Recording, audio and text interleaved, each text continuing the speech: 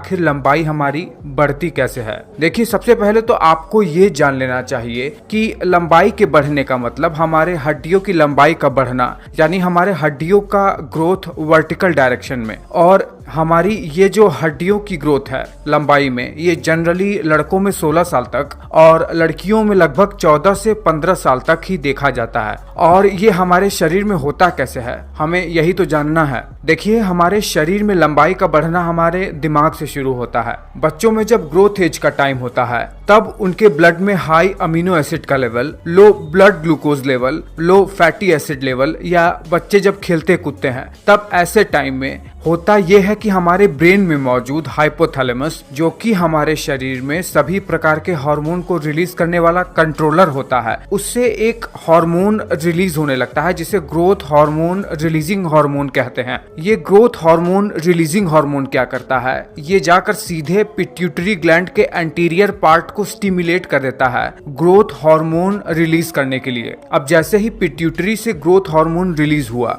ये ब्लड में ट्रेवल करते करते हमारे शरीर के दो ऑर्गन पर विशेषतया प्रभाव डालता है। पहला प्रभाव पड़ता है हमारे स्टमक पर और दूसरा प्रभाव पड़ता है हमारे लिवर पर। देखिए, जब यही हार्मोन हमारे स्टमक पर पहुंचता है तो ये स्टिमुलेट करता है स्टमक को ग्रेलिन हार्मोन रिलीज करने के लिए, जिसे हंगर हार्मोन कहते हैं। इसी की वजह से हमें भूख लगता है। लेकिन इस वीडियो में ये हार्मोन हमारा टॉपिक नहीं है, इसलिए हम इस पर बात नहीं करेंगे। देखिए, जो दूसरा अंग सबसे ज्यादा प्रभावित होता है इस ग्रोथ हार्मोन से, वो है लिवर, और यही से हमारे लंबाई बढ़ने की शुरुआत होती है। देखिए, जब ब्लड के थ्रू यही हार्मोन लिवर पर पहुंचता है तो लिवर पर मौजूद एक स्पेसिफिक रिसेप्टर से ये हार्मोन बाइंड हो जाता है। उसके बाद क्या होता है, लिवर के अंदर ही एक विशेष प्रकार का एंजाइम एक्टिवेट होता है जिसे जॉनस काइनेज कहते हैं, शॉर्ट में जैक। ये जैक क्या करता है, ये लिवर में ही एक ट्रांसक्रिप्शन फैक्टर्स को एक्टिवेट कर देता है जिसे signal transducer and activator of transcription, short में स्टैट कहते हैं।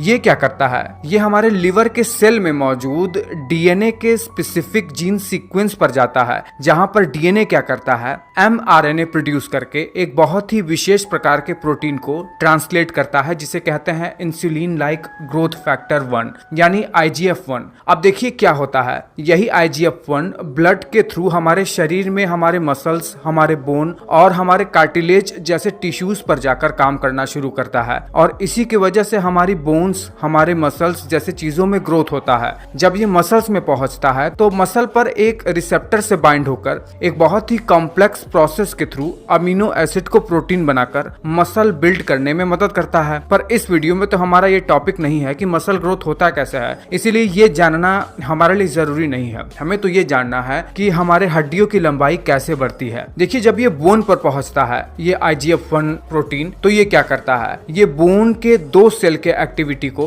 काफी बढ़ा देता है, जो कि बोन के सबसे प्रमुख सेल होते हैं। एक ऑस्टियोब्लास्ट जो बोन के नए सेल को बनाता है, साथ ही साथ ऑस्टियोक्लास्ट जो कि पुराने बोन सेल को रीअब्सॉर्ब करता है। ध्यान रहे, जब तक एक व्यक्ति अपने ग्रोथ फेज में होता है, लगभग 16 साल की एज तक, तब तक तो उसके लॉन्ग बोन्स के एंड पर एक कार्टिलेज की प्लेट होती है जिसे एपिफिजियल प्लेट कहते हैं। ये बात आपको हमेशा हमेशा याद रखना है। देखिए, यही IGF-1 प्रोटीन जब बोन के एंड पर इस कार्टिलेज पर पहुंचता है तो ये क्या करता है, इस एपिफिजियल प्लेट कार्टिलेज के मुख्य सेल कॉन्ड्रोसाइट को स्टिमुलेट कर देता है प्रोलिफरेशन, डिफरेंशिएशन और इनके साइज में बढ़ोतरी को, जिससे होता यह है कि यही कॉन्ड्रोसाइट्स बहुत सारे सेल में डिफरेंशिएट होकर नए कार्टिलेज टिश्यू का निर्माण करने लगते हैं, जिससे होता यह है कि धीरे धीरे ऑस्टियोब्लास्ट इन नए बने कार्टिलेज को धीरे धीरे बोन में कन्वर्ट करता जाता है, जिससे हमारी लंबाई धीरे धीरे बढ़ती जाती है, यानी हड्डियों की लंबाई में बढ़ोतरी होती जाती है। जब तक ये एपिफिजियल प्लेट जो कि कार्टिलेज होता है क्लोज नहीं हुआ होता है, तब तक व्यक्ति की हाइट बढ़ती रहती है। देखिए, जैसे ही लड़कियों की एज 14 से 15 साल तक पहुंचती है और लड़कों की 16 साल तक की,